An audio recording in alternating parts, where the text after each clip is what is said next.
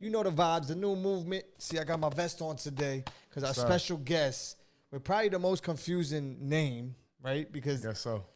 when I first see the spelling of your name, and I'm sure everyone, they say is. Yeah, they do. It's not is. It's Eyes. It's Eyes. Yes, sir. I-Z. Yes, sir. Eyes LaMarr. Eyes LaMarr. Where did that, is that your real name? How does that even come into, you know? Yeah, my federal name. my Eyes are short for Isaac, and then LaMarr is my last name. Boom. So it's pretty simple from there. Do you feel like it confuses people when they're trying to read it for the first time? Yeah, always. That's why it's weird. Like recently, a lot of people been calling me LaMarr. Just LaMarr. And then I got it on the vest too, so I guess it makes sense. But once they get it, they never forget it. So I guess it works out. It definitely works. See, I didn't look at it that way, but that does make a lot of sense. Because once you go, oh, he pronounces it Eyes, then every time you see it, you know it's Eyes LaMarr. Never forget. And he's here today, hanging out on a new movement. He made me put my vest on. Break down, because John Elite is in the building. Yes, sir. Shout out John Elite. Your movement, what this means to you and just everything you have going on right now. Yes, sir. So Roaring 20s is a movement platform for artists founded in 2021 by me and my co-founder, Kenny Dreams. It started, we're both artists. Ken's from Dallas, I'm from LA. We came to New York to study music around 2019 at NYU. And then, COVID happened. There was no concerts, no nothing. Right. And I'm a performer day one. Like, that's what I live for. Like, I love music because I'm able to perform. And so I was like, even if there were no venues, took a microphone, speaker, 20 homies, went to Union Square and started throwing pop-up shows. And then did like a couple times, like, oh, this is not just a fun, this is something that actually has traction. We're really building a community. Right. And then expanded. I went back home to LA for the summer, started throwing concerts out there. Then when COVID kind of opened back up in New York, came back for NYU and started just running the whole college scene 2021. And then I ended up studying abroad in Berlin, Germany too. Fire. And did events out there. And basically anywhere we was at, started throwing concerts, throwing events, and creating communities around those events. Were you doing music before you decided to come to New York for school? Yeah, so I've been playing guitar, piano, and bass since I was around 8 or 9 years old.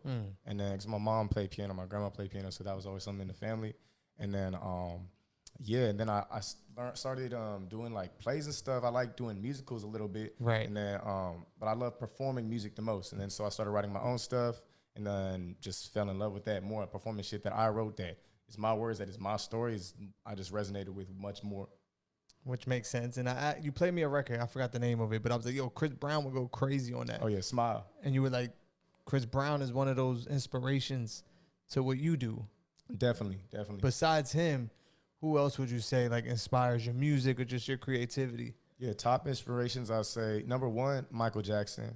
Then Dr. Dre, Pac, 50 Cent, especially with the vest.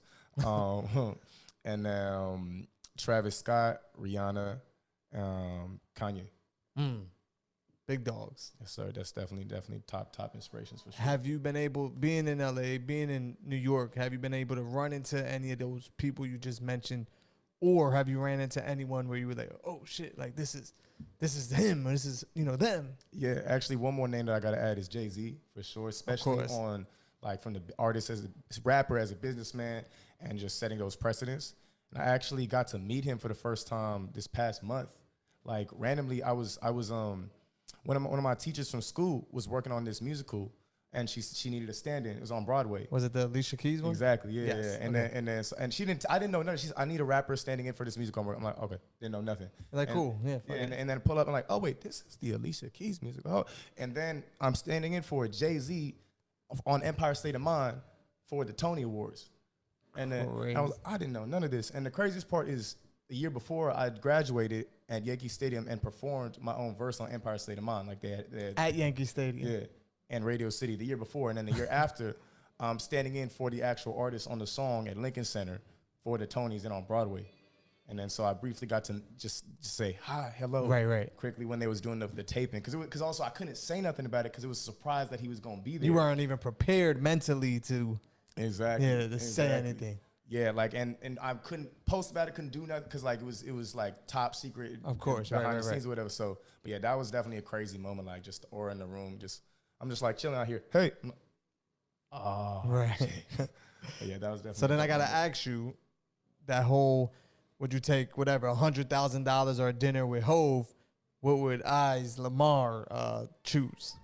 And be honest, not just because we bigged them up. Yeah. $100,000 or dinner with Hove, as LaMarr picks. Have respect for all my idols and inspirations. I'm always gonna take that. I'm gonna take that 100,000 for sure. 100,000. Because I know exactly what to do with that right now. That was my next question. Yeah. All right, boom. We give you the 100 grand. What is the plan? I say part of that is going into investing, just whatever record I'm currently pushing, so probably Elite Time, and then the other part is going into Roaring 20s, investing in just the rest of the company for marketing and then specifically salary, so I can have everyone not having to work half part-time jobs and actually get paid full on.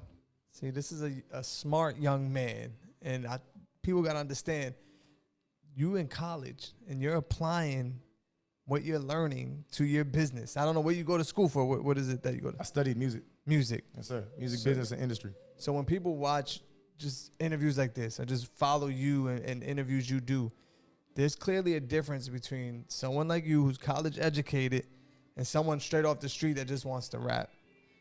Clearly, you know, okay, if I get this extra $100,000, you know how the music business works, right? Like, clearly you love music. Absolutely. But music business, I feel like you've learned over time the difference. Yeah, it's definitely not the same thing. Was it like, did it hurt you a little bit as an artist once you realized, oh, the music business and music are two different things? Yeah, there's definitely some moments you have that's like, oh, the magic isn't always there. Like, sometimes it's like, nah, nigga, this shit sucks. Sometimes this shit gonna hit you in the face. Like, I'll never forget, we were supposed to open up for Chris Brown like a couple years ago in the Toyota Center in Houston. I was like, oh my God, we're gonna do it. We're literally on stage, Toyota Center, rehearsal, and then like, before we're allowed to do sound check, they're like, yo, he canceled. What? It was supposed to be Chris Brown, Bryson Tiller, and Monica, and then I was supposed to open up. Right. And then, yeah, canceled. I don't know what the Were issue you was. Crushed at the moment, like, yeah, because I was studying abroad in Germany at the time, so I flew back just for that, and had all the homies fly from New York, L.A., whatever, Dallas into Houston, just for that. They all came, and then it got canceled. That was a crushing moment for sure. Man. But it becomes a good topic to talk about, right? Like, there you go. These experiences that you're going through, and just the level, you know, of your music career that you already established. Like, watching you guys do your own events, curate your own parties. Where I'm like, yo, this dude is so smart. They're throwing parties, of course, to have fun and enjoy themselves, but marketing the music at the same time. Absolutely. Was that something you learned, or you just feel like it was always in you? It was definitely something that I just saw sort of organically start to happen, and then realized, oh, this is the happy medium. Because at first we were doing really just concerts and having tons of artists come on. We have like, we did a festival in Berlin. It was like 10 different artists, and out there it works because they're more open. But specifically in America, LA, New York, it took a while to kind of find the perfect balance of having, you know, putting on artists, but then also having the most successful event and having the biggest turnout and not just losing bread every time. Like, now we're at a point where, yes, we're throwing a party. Like, people are coming, oh, I'm gonna have a party, have a good time. But then we have a Roaring 20s set. So it's like like John's dancing in the center. Me and Ken and Sinner on the mic, Sin's DJing, Cinderfire, shout out Cinderfire.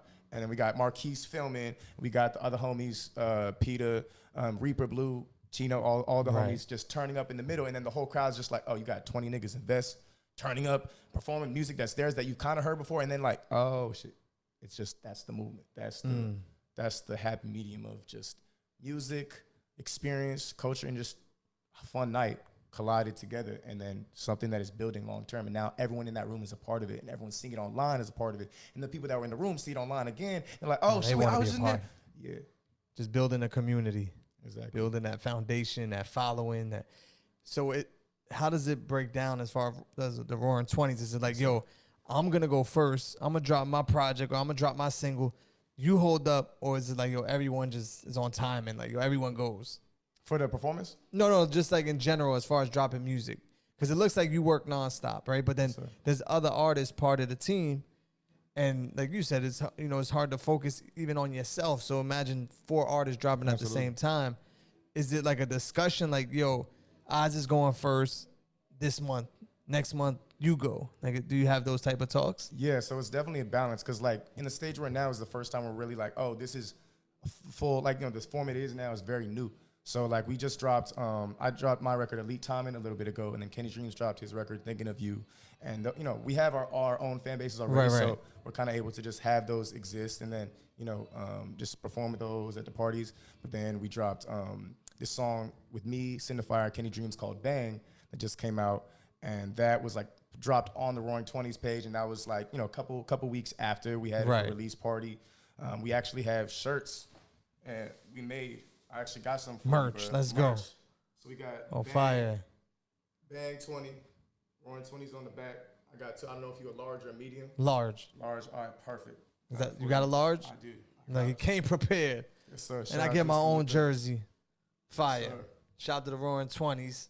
Shout out to Eyes. Look. I'm telling you, he's a smart man. Don't get it twisted. Elite Timing. Shout out to Bless, who put me onto the record. Shout out Teddy, man. Shout out Bless. And then he kind of started showing me everything you guys had going on. I'm like, yo, I'm intrigued. Like this is real. Like they're not playing around with it. Yes, sir. We then go and play it on the biggest hip hop radio station in the world. Thank you again. Were you able to catch it the first time? Yeah. Me, John, and Ken was in the car. But I'm not gonna lie, I don't drive. So we none of our homies at the time had a car. So I called the Uber just to drive around for an hour. Just went to hearing when you were played on the radio. And then we got a video of me, John, and Kenny just like, oh shit. And then I heard the shout out. I was like, oh. Yeah, that was a special moment. And yeah, thank you to Teddy. Thank you for you as well for making that happen. So. You do know we have a Hot 97 app too. So next time you could just listen. Oh yeah, we had on the app, but it's like it don't feel the same. You gotta have it on the car. It doesn't feel the same. I got the app too. We had that shit. So now that's out and it's moving. Videos, content. Y'all going crazy doing the parties. What's the plan now moving forward for people that are just getting in tune? It's like, yo, you know what? I like this guy. You know what I'm saying? For LaMarr, for Elite Timing, or for the movement? For you yourself. Got you. So, is there a project coming? Like, is there? Yeah, it is. So tonight, actually, me and Reaper Blue are dropping a song called "Show Me Love." Shout out Reaper Blue. It's one of his first singles. It's a dope song. That's the track I played you earlier. And then, so yeah, that's dropping tonight in a couple hours. And then, yeah, we've been doing a lot of collab tracks, just with the team, so we can, all like, if you have two people on a song, it's moving, whether one person is posting or not. Facts. And then we have Kenny Dreams is dropping his project Soulful Psychedelic. His new sound he's been creating, and that's in August. And then so August is that month. He's a Leo. It's his birthday month too. So we just shout my Leos. Yes, sir. Yes, sir. And then after that, I have a project coming called Feel. Fuck everything, enjoy life. And that's when? September, October? Yeah, that's gonna be in fall. Fall. Yes, sir. Listen, I told you they working, man. Tap in. LaMarr in the building. Roaring 20s. Elite Timing. Shout to John Elite. He's here. Yes, sir. Yes, sir. John Elite. He's ready to bust a dance move, if you know what I'm saying. He's ready. Throw the record on and all that. At all times. How can they follow you and tap in with everything you have going on? So on all platforms, LaMarr, IZLAMARR, just like you're on this vest. Roaring 20s. It's spelled ROARING 20s.events. Roaring 20s.events. And yeah, follow Kenny the Dreamer, John Elite, Cinderfire as well. There it is. LaMarr in the building, a new movement. DJ Drewski. We outside. We outside. Let's go.